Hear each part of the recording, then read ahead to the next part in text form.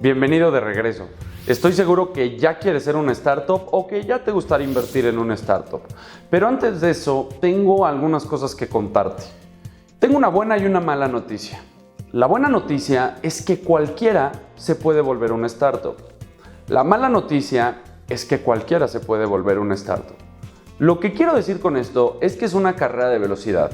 Piensa que hoy una persona con una computadora puede llegar a cualquier parte del mundo y hacer prácticamente cualquier innovación digital en ese sentido y crear un negocio gigantesco. Entonces, ¿a qué tipo de industria te deberías de meter tú y cómo podrías combatir con estas? Vamos a pensar un poco en la era de los dinosaurios para hacer una analogía.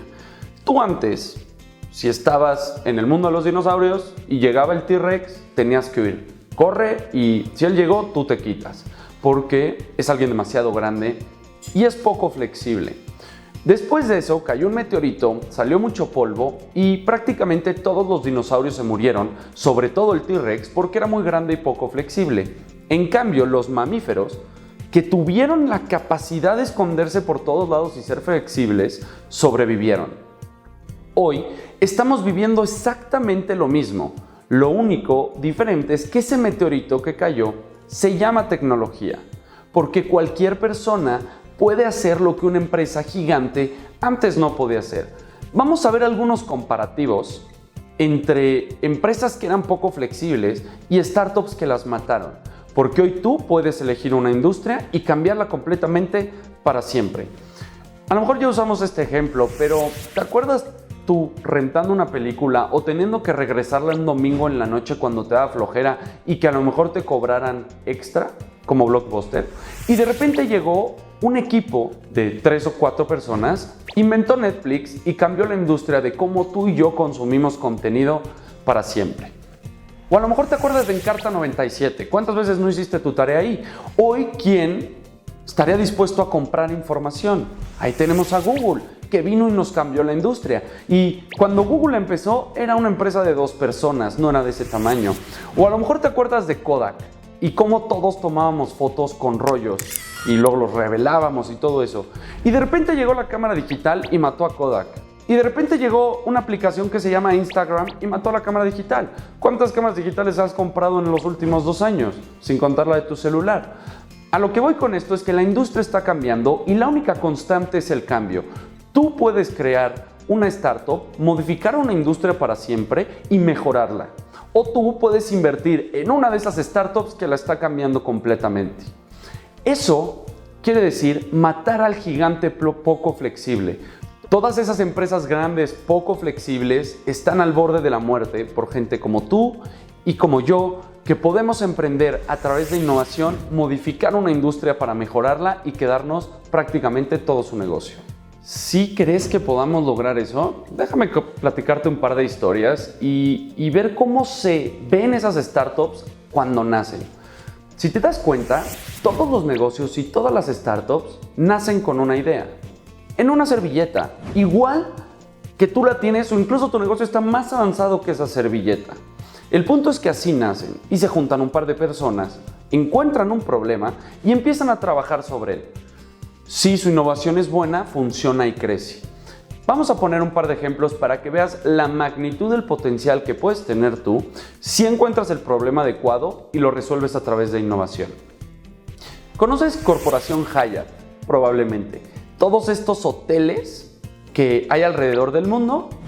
Pues bueno, es una empresa que tiene 70 años construyendo hoteles. Que va, compra un terreno, construye un hotel y se gasta miles de millones de dólares. Toda esta corporación de 70 años está estimada en un valor de 8 billones de dólares, 8,000 millones de dólares. Ok, por otro lado tienes una empresa como Airbnb, no sé si la conoces, si no te recomiendo que la veas. Y es una empresa que tiene 7 años en el mercado, 8 ya, es la empresa con más cuartos de hotel en el mundo y no es dueña de un solo cuarto de hotel ni de un solo edificio. Airbnb a sus 8 años está valuada aproximadamente en 26 billones de dólares contra Corporación Hyatt que lleva 70 años construyéndolo y solo vale 8 billones. Lo que quiero decir con esto es que tú puedes tomar esa idea, encontrar el problema, plantear una solución y resolverlo. Y ahora te quiero platicar de una historia que me gusta mucho y que probablemente conozcas esta empresa, y es de dos chavos en 1995 que estaban en Stanford y uno le dice al otro: oye, tengo una idea, y si juntamos toda la información del mundo, órale va. Y nació Google. Y Google se veía así en su inicio. Como lo puedes ver, es una empresa que no parece que va a tener mucho potencial. Su logo está hecho en WordArt. ¿Quién invertiría en su sano juicio en una empresa que su logo está hecho en WordArt? Además, era el buscador número 12, Yahoo ya existía, y Larry Page tuvo que picharle a 357 diferentes inversionistas antes de recibir su primer ticket de inversión. Todas las startups al principio se ven feas y sin mucho sentido.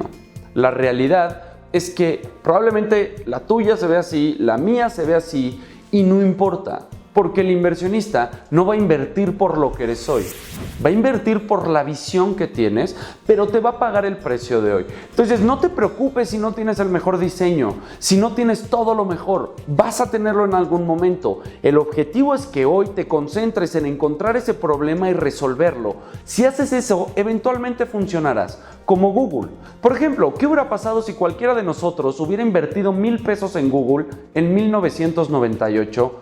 Para ti, inversionista, ¿cuánto dinero hubieras ganado en el 2010? A lo mejor en ese entonces ya era muy fácil tomar la decisión, y siempre pasa lo mismo. Cuando vemos Google en el 2010 de ese tamaño, decimos, claro, era obvio. Pero acuérdate de su logo de WordArt. No era obvio. Pero hay personas que tienen la capacidad de ver lo invisible.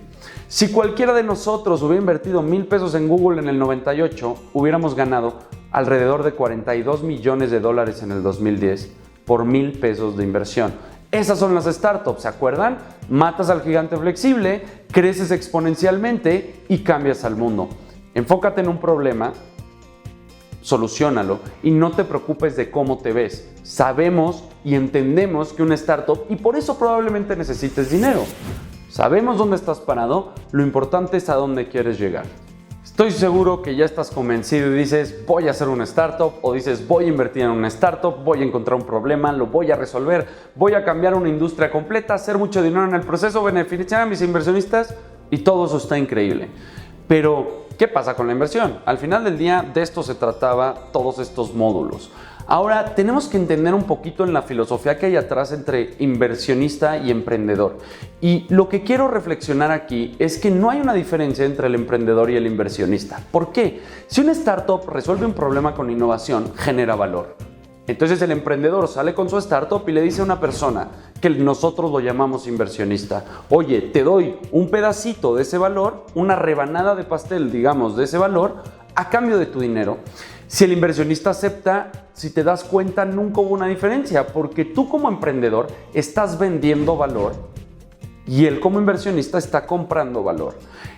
Es importante que en México cambiemos esa perspectiva que tenemos de los emprendedores, que son personas que no están haciendo nada y es como nos dicen, ya mejor ponte a trabajar y deja tus jueguitos, a transformarnos a personas que estamos generando valor a través de nuestra resolución de problemas y nuestra innovación.